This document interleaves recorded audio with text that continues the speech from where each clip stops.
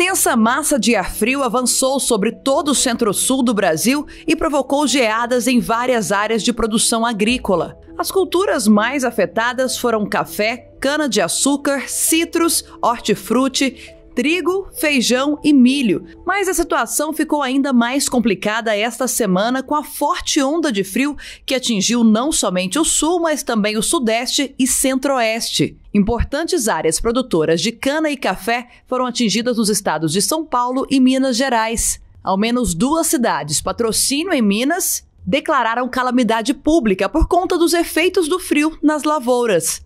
Nós fomos a Cascavel, no Paraná, para conhecer a fazenda do produtor João Henrique. Aqui a água do solo congelou e começou a emergir. Lavouras foram forradas de geadas. Nem na torneira saía água, tudo congelado. João Henrique diz que há muitos anos não via uma situação climática tão severa. Já estavam prevendo esse frio, né? Mas a gente não imaginava que fosse dessa intensidade, né? Então foi uma surpresa ruim para nós. Perdemos assim tanto milho de uma vez só, né? No mês passado já tivemos uma geada muito forte, que não é costume, né? As geadas vêm, mas elas vêm com fraca intensidade. E agora essa última geada, então, acabou com o resto do que tínhamos para formar grão, né? As folhas queimadas pela geada logo viram alvo de fungos oportunistas.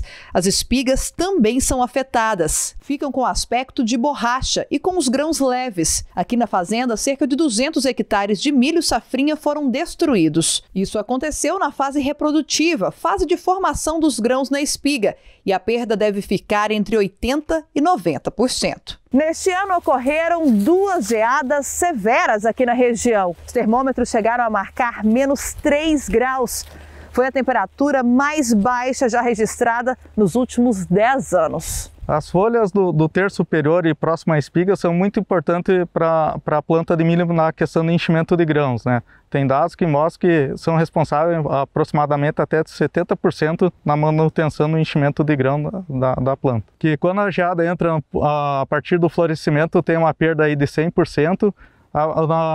À medida que o milho entra na fase R4, o grão pastoso, tu tem uma perda aí de 62% na perda de produtividade.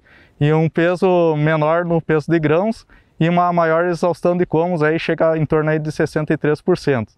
À medida que o milho, a geada entrou na fase de R5, tu tem uma perda aí de produtividade em torno aí de 50%, a perda do peso em 1000 grãos em torno aí de 52% e uma exaustão de colmo aí de 62%.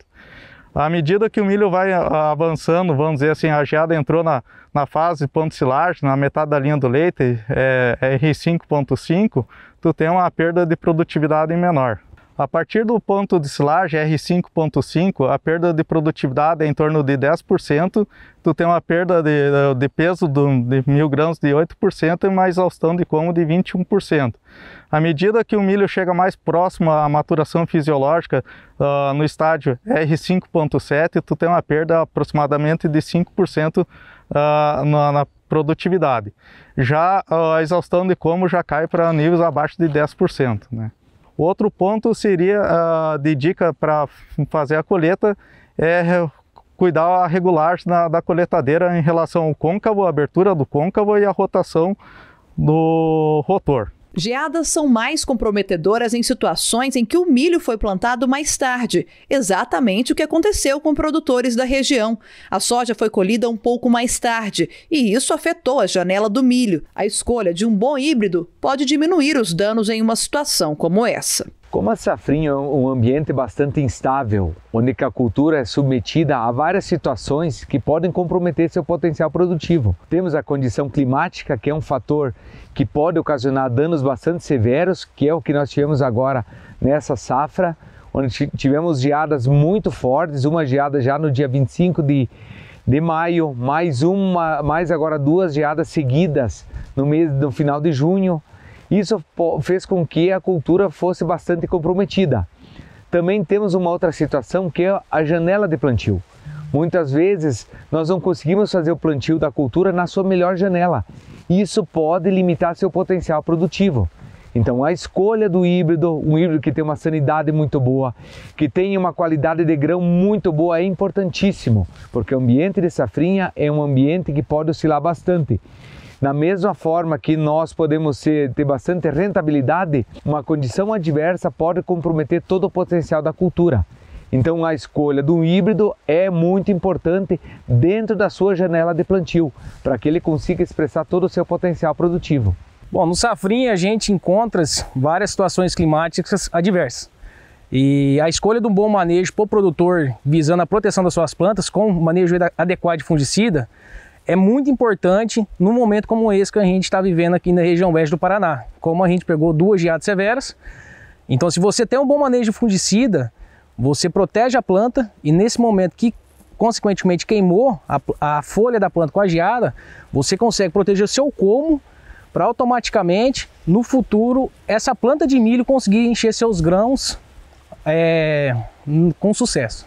A orientação a gente sempre recomenda com o produtor sempre fazer um bom planejamento de no mínimo com 2 aplicações, né, químicas aliadas com multissídio, que seriam os protetores para não deixar entrar doenças na lavoura.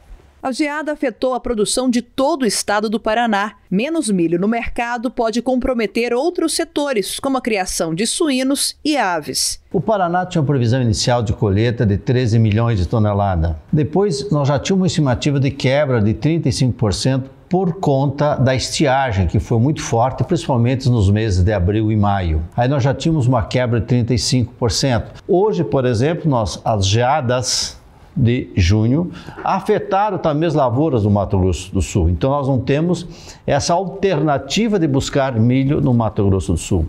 A segunda alternativa nossa aqui no estado do Paraná era buscar milho no Paraguai.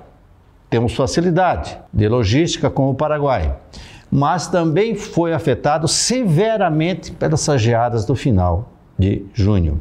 Então nós não temos nem a segunda alternativa.